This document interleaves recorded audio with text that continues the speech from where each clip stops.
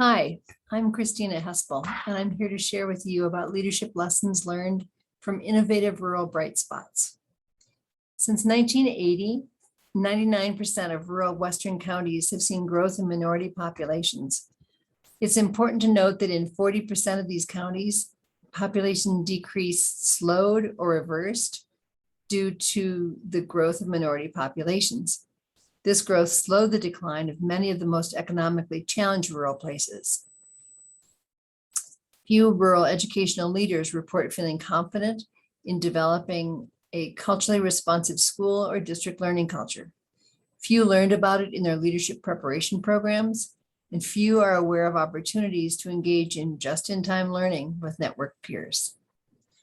Rural educational leaders are often expected to act within accepted dominant values and norms of the community, in effect charged with upholding the traditional power structures that can create inequity. That's a citation from McHenry, Sorber, and Provenzano in 2017. As communities continue to diversify, it will be particularly critical for rural school and district leadership to be increasingly culturally responsive. Because there are more limited opportunities for professional learning in rural contexts, it is critical to identify different methods by which rural educators can learn, teach, and lead to capacity building approaches and with problem solving. Two practice research partnerships that are detailed in this study are each a member of the Rural Innovative School Leadership Networked Improvement Community, known as the RISLNIC, a practice research community consortium focused on supporting improvement in rural schools and districts. Networked improvement communities provide opportunities for productively organizing diverse expertise that's needed to solve complex educational problems, accelerating the formation of social capital. That encourages the diffusion of innovation from one NIC member to another.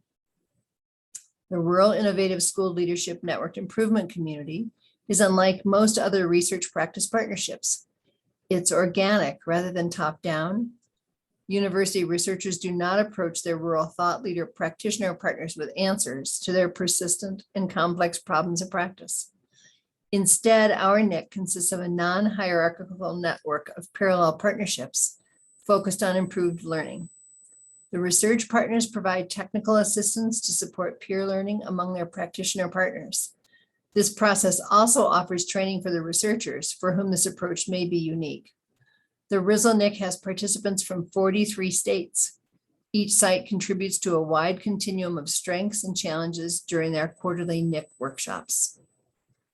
Two geographically diverse practice research partnerships from the RISLNIC that have positively influenced local site continuous improvement, professional learning, and system capacity building, as well as refocused school accountability systems, have been identified as our initial bright spots.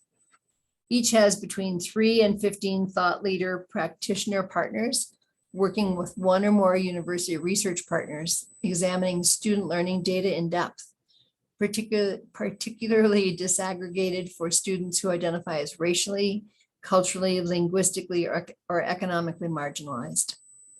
Each identified a problem of practice by interrogating their data using some form of iterative inquiry methodology, such as action research, improvement science, or design thinking, applying an intervention and studying the results in depth.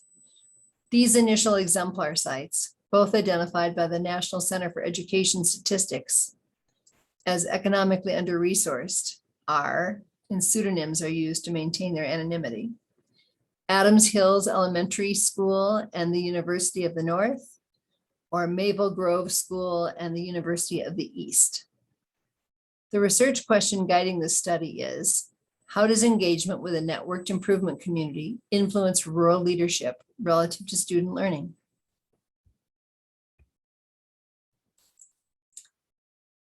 Improvement science can be used by school leaders to address a specific problem using iterative cycles to test hypotheses and develop a solution to a persistent and complex problem of practice.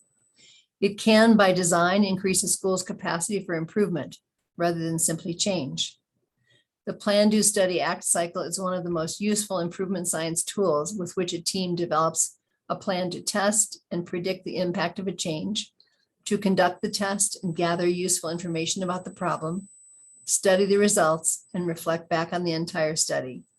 By design, the practice research partnership flattens the hierarchy and partners have equal input. A qualitative case study was conducted, studying 2 bright spot sites. Interview data were collected from the principals at each site, providing extensive place-based descriptions to gain a deep understanding of the influence of their engagement in the NIC on their leadership processes. Practice research partnerships from each NIC site included the principal, an instructional coach, a university researcher, and either a school counselor at Adams Hills or an English language acquisition teacher at Maple Grove.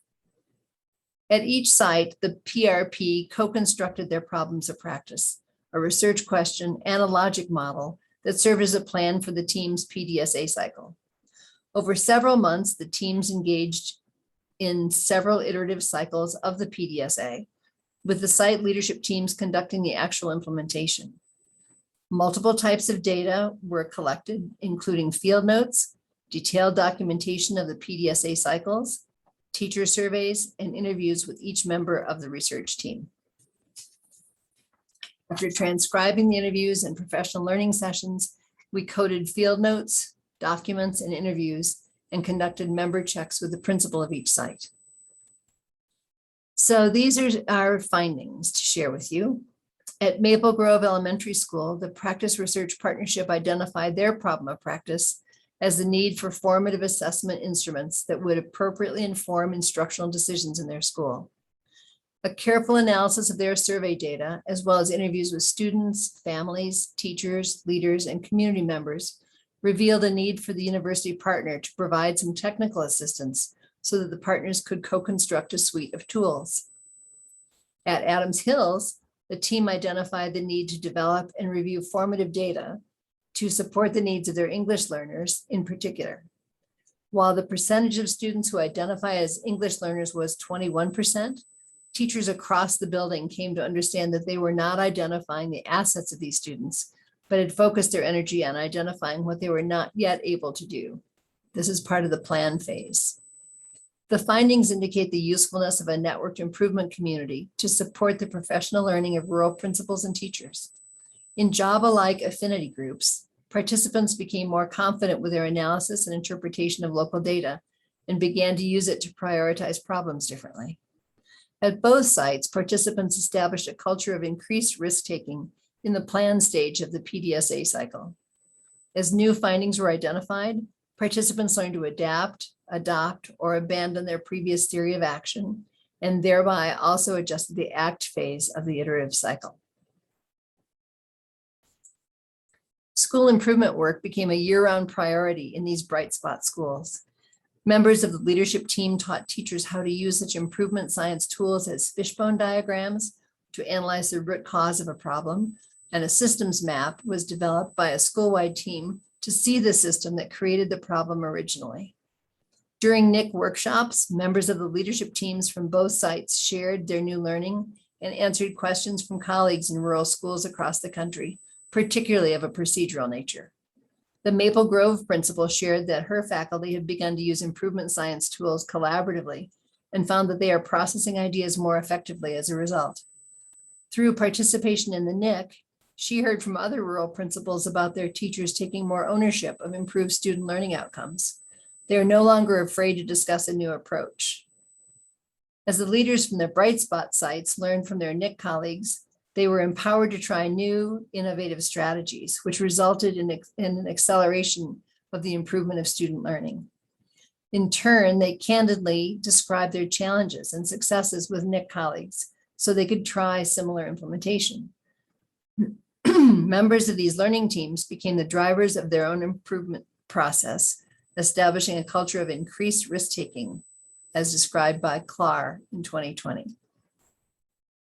By participating in the NIC, these leaders distributed the school improvement responsibilities across their school community, rather than being singularly responsible for all learning outcomes. Professional development in many rural schools has traditionally been constrained by a lack of substitute teachers as well as cost. While professional development is typically designed to improve educators' instructional skills, The professional learning that is co-constructed in practice research partnerships focuses on the use of knowledge to solve problems of practice.